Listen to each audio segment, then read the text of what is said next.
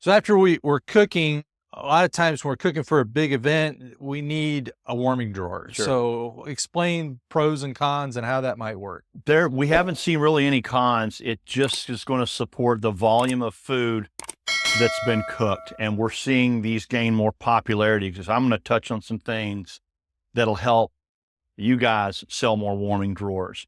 The first is the volume. It's holding volume, right? For the party.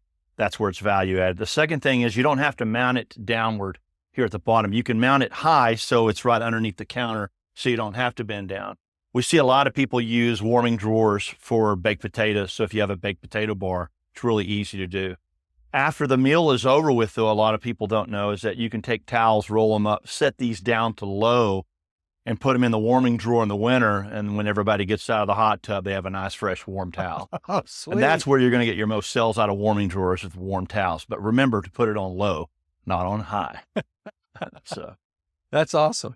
Okay. Well, appreciate that Yeah. tidbit of information. Yeah, you bet.